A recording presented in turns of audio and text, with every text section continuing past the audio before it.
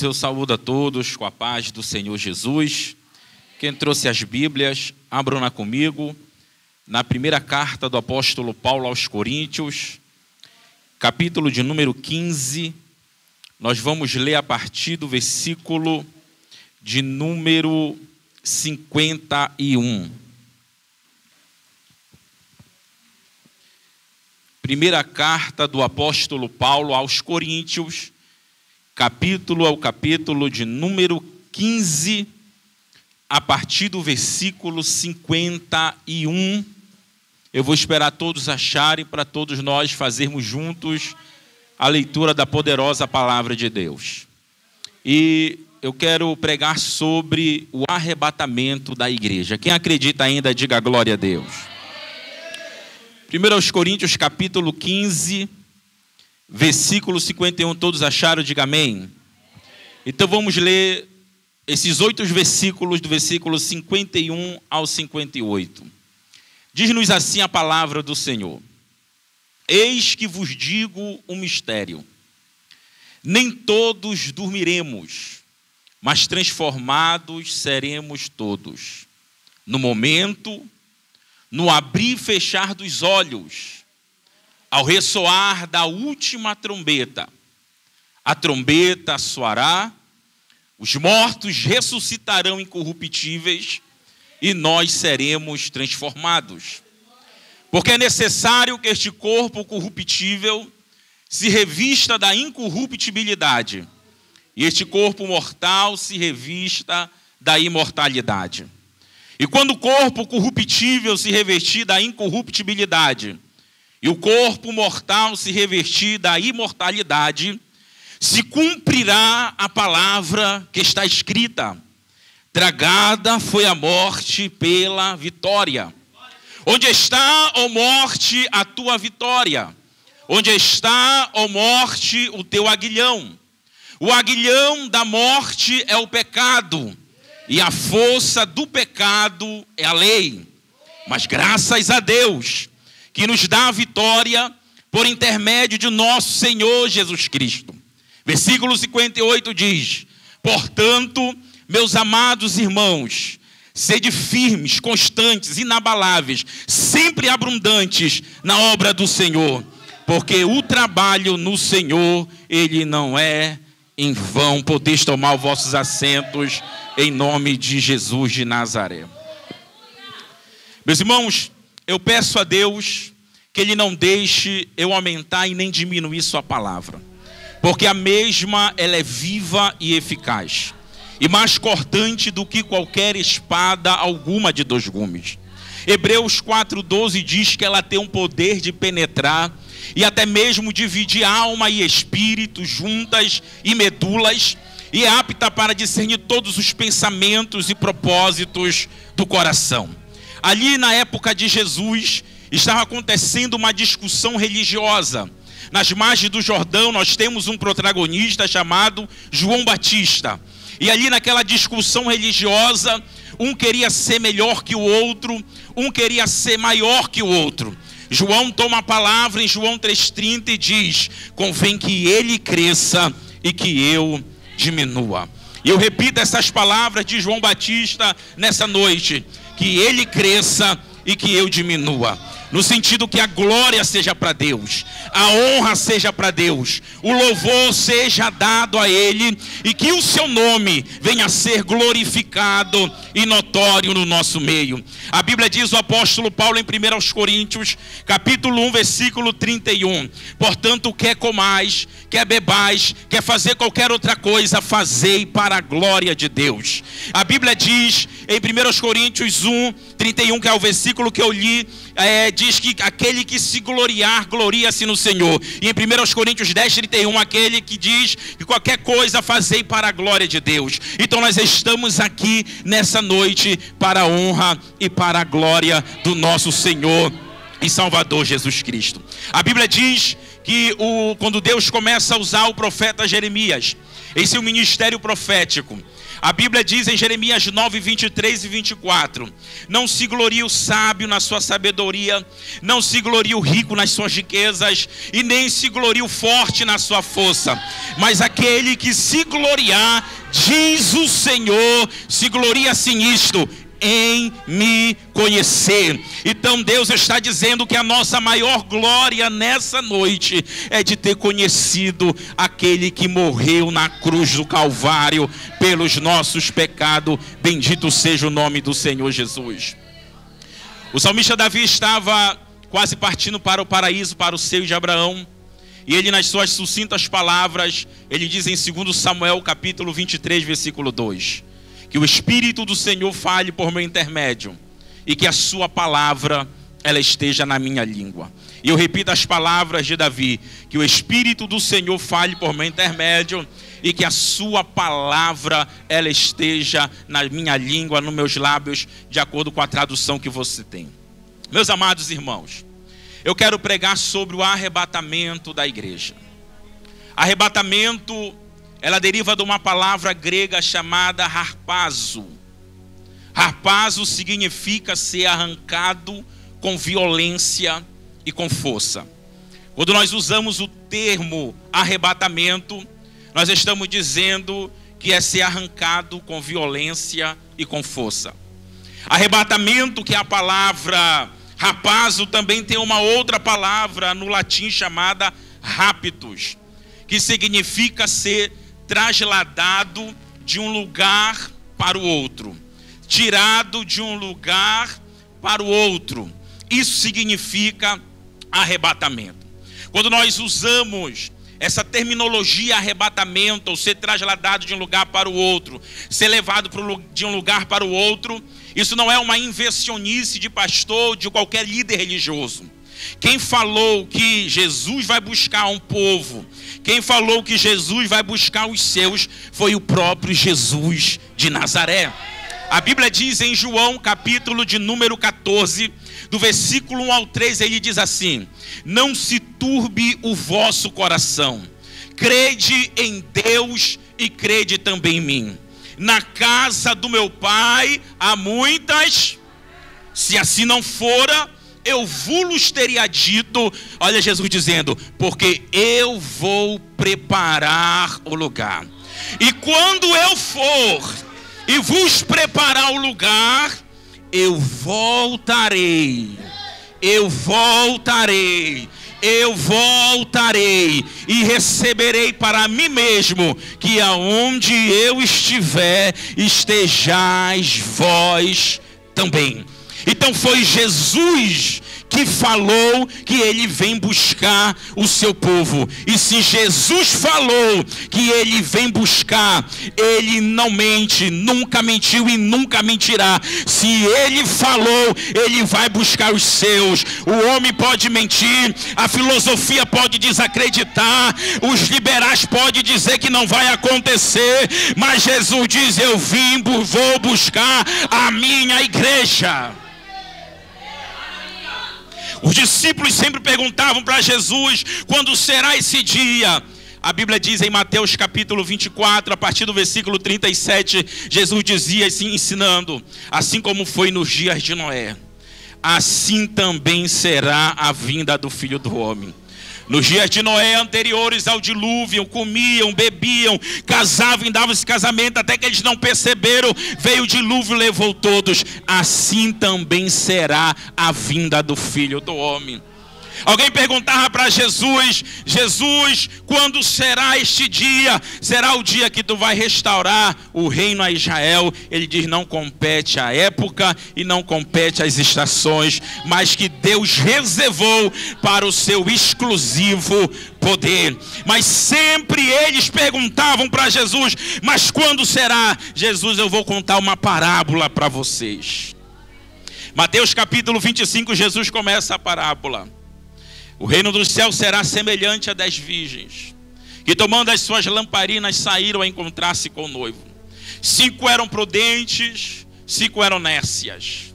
Aí o texto continua a dizer que elas adormeceram, ouviu-se uma voz, e lá no versículo 13, no final da parábola, ele diz: vigiai, porque não sabeis o dia e nem a hora. Então Jesus falou que vai arrebatar a sua igreja. A volta de Jesus será iminente e nós não sabemos o dia e nem a hora. Mas sempre os discípulos perguntavam para Jesus: mas Jesus, fala-nos quando será. Jesus dizia assim: eu vou contar para você outra parábola. Mateus capítulo 24, a partir do versículo 41. Se o pai de família soubesse a que horas viria o ladrão, ele vigiaria e não deixaria roubar a sua casa. Ele diz: ficai apercebido, porque também assim será a vinda do Filho do Homem. Quando Jesus contou isso para os discípulos, para ensinar aqueles que estavam ouvindo, o apóstolo Pedro reproduziu o que Jesus ensinou, só que em outras palavras. Em 2 Pedro capítulo 3, versículo 10, que o dia do Senhor virá como um ladrão de noite. Então Pedro falou dessa eminência. Nós que temos as nossas casas, nós que temos os nossos lares, você coloca o cadeado, coloca a grade, não é porque é bonito, não é porque é legal, é por causa de segurança. Por causa de quem? Do ladrão. Alguém que tem um poder aquisitivo maior coloca câmera de segurança interna e externa e todo um aparato para ter aquela cerca elétrica, arame farpado, só para proteger a sua casa do ladrão. O que Jesus nos ensina nessa noite é que a nossa casa espiritual tem que estar preparado para aquele grande dia. Quando nós falamos de arrebatamento da igreja, eu não uso uma nomenclatura de igreja, como a igreja A é melhor que a B, a C é melhor que a D, a que vai para o céu é a igreja tal, a igreja outra. Não é isso que Jesus diz. A igreja que Jesus nos ensina, isso ele falou pela primeira vez em Cesareia de Filipe, em Mateus capítulo de número 16. Certa vez Jesus falou para os discípulos: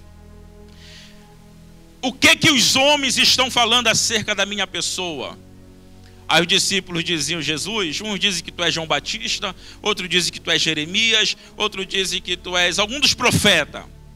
E vocês, o que vocês acham que eu sou? Pedro toma a palavra e diz: tu és o Cristo, o Filho do Deus vivo. Jesus diz assim: bem-aventurado és tu, Simão Barjonas, porque não foi a carne e o sangue que te revelou, mas foi o meu Pai no céu que tu revelou. E eu te digo que tu és Pedro. Pedro no grego é Petros. Petros significa pedra pequena. Tu és uma pedra pequena, tu és o Petros, tu é o Pedro. Mas sobre esta pedra, Jesus falando, Petra significa pedra grande, pedra de montanha. Ele está dizendo: mas sobre esta pedra eu edificarei a minha igreja. A igreja, dentro de si, ela já tem intrínseca e tem que entender e tem que amar esse tema, arrebatamento da igreja. Paulo vai dizer lá em 2 Timóteo, eu não me recordo o capítulo, versículo, mas eu vou, capítulo 4, a partir do versículo 7. Todo mundo conhece o versículo. Combati o bom combate, acabei a carreira e guardei a fé. Aí ele diz assim: e agora a coroa da justiça me está preparada. Não somente a mim, mas a todos aqueles que amam a sua vinda. Quantos amam a vinda do Senhor Jesus? Diga glória a Deus. Então nós podemos ver que a igreja está intrínseca dentro de nós. Se você é chamado de igreja, você tem que entender que a qualquer momento você vai sumir deste mundo. A qualquer momento você vai desaparecer. E o apóstolo Paulo diz em 1 Tessalonicenses capítulo 4, versículo 16 e 17: e o mesmo Senhor, está falando de Jesus, descerá do céu com alarido, com voz de arcanjo, com a trombeta de Deus. Os mortos em Cristo ressuscitarão primeiro, e depois nós, o que ficarmos vivos, seremos arrebatado entre as nuvens, nos ares, para estar para sempre com o Senhor. Só quem tem esse desejo de estar para sempre com o Senhor, diga glória a Deus. Quando Jesus fundou a igreja, ele deu a nomenclatura, pela primeira vez, igreja. Igreja, no grego, é eclesia. Eclesia significa tirado de dentro para fora. Tem até o hino chamado de dentro para fora. É a palavra eclesia.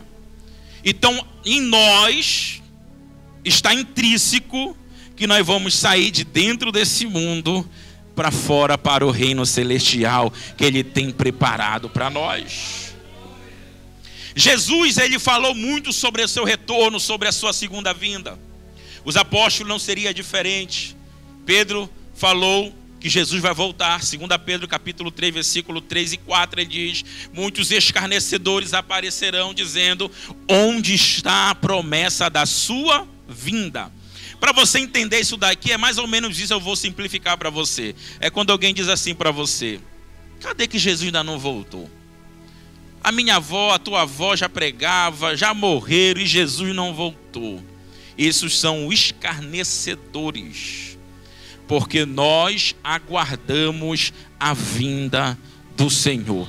Nós acreditamos que esse evento acontecerá. Não vai dar tempo de pegar mala de viagem, mochila. Não vai dar tempo de se despedir para ente querido, para a família. Só vai dar tempo de nós nos encontrarmos com aquele que é, que era e o que há de vir, o Deus Todo-Poderoso, o Criador dos céus e da terra. Nós somos chamados de dentro para fora. O apóstolo João, o apóstolo do amor, também não vai ficar atrás de Pedro, no sentido de não falar sobre essa temática. Em 1 João capítulo 3, versículo de número 2, João diz assim: amados, ainda não é manifesto o que havemos de ser, mas quando ele se manifestar, assim como ele é, seremos, e assim como ele é, nós o veremos.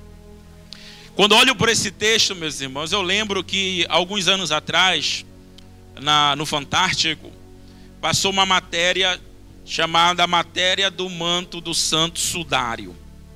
Para quem não sabe, o manto do Santo Sudário foi um lenço que, hipoteticamente, a Igreja Católica diz, onde tem a marca do rosto de Jesus, que alguém limpou, ou que foi onde Jesus estava no túmulo, algo parecido, mas é chamado manto do Santo Sudário. E daquele manto começaram a fazer um monte de caricatura de Jesus. Fizeram ele com cabelo longo, fizeram com cabelo curto, fizeram ele de tudo que foi jeito.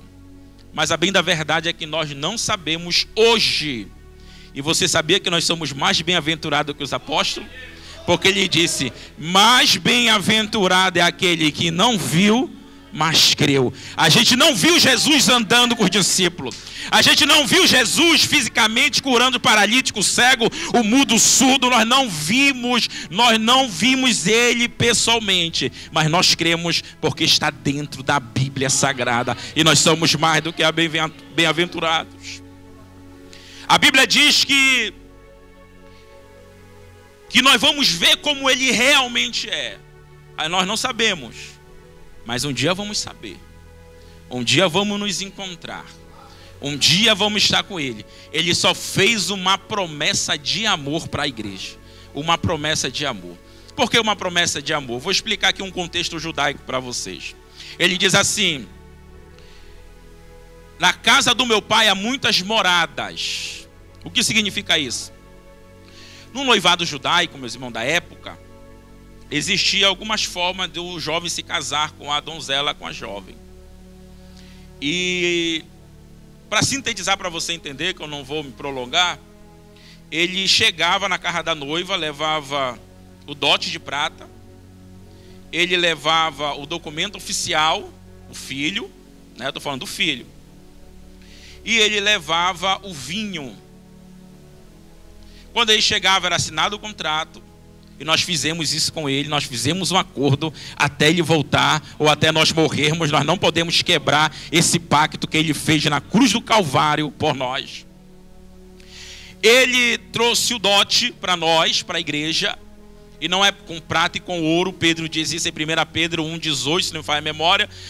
Não fostes com prata ou com ouro que foste resgatado da vossa vã maneira de viver, mas foste comprado pelo precioso sangue de Jesus, como do Cordeiro imaculado, sem ruga e sem defeito.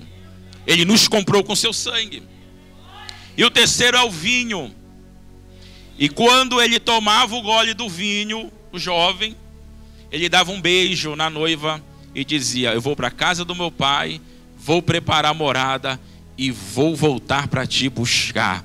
Então não é só uma simples palavra que ele vai voltar. Ele está dizendo: eu te amo tanto, porque eu vou preparar um lugar especial para nós passarmos a eternidade. Quem crê, diga glória a Deus. O apóstolo Paulo, Jesus, Pedro, João falavam a respeito da volta de Jesus. Paulo então falava muitas vezes aqui no texto que nós acabamos de ler. Paulo fala assim no versículo 52 que nós lemos: no momento, no abrir e fechar dos olhos.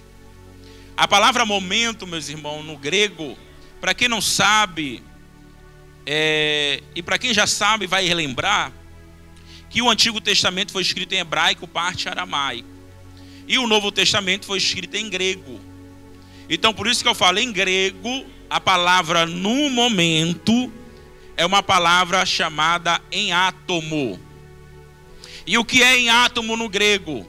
É um tempo que não pode ser dividido e nem cortado. Como assim, pastor?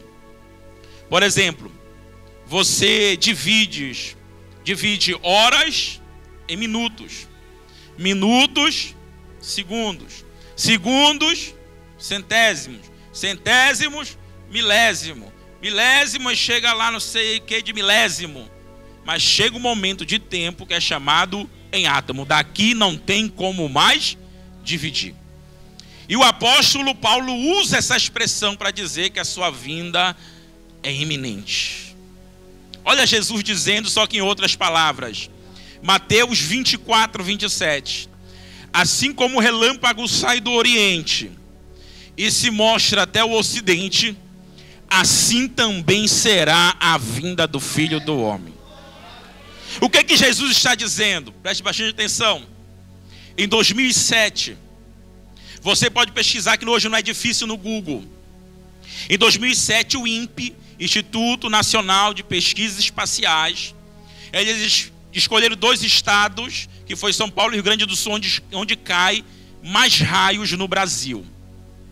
E lá a intenção era colocar câmeras ultrassensíveis para captar raio da nuvem ao solo, para calcularem a velocidade do raio. Deixa eu trazer uma informação, abrir um parêntese, porque muitas pessoas se confundem o que é raio, o que é relâmpago e o que é trovão.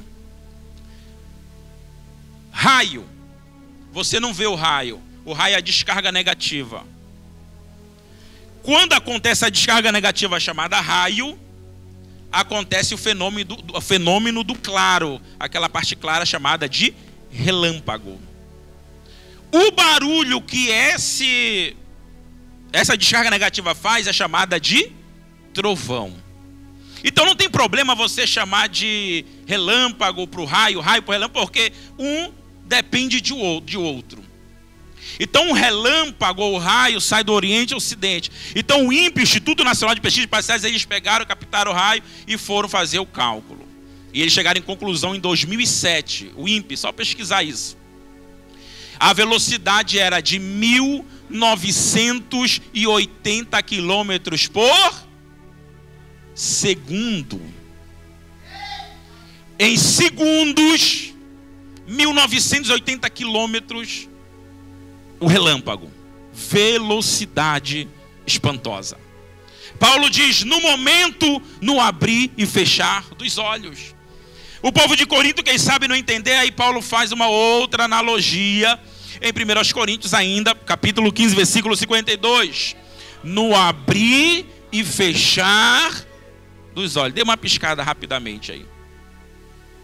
Segundo especialista, meus irmãos, o ser humano ele pisca 3 vezes por segundo involuntariamente.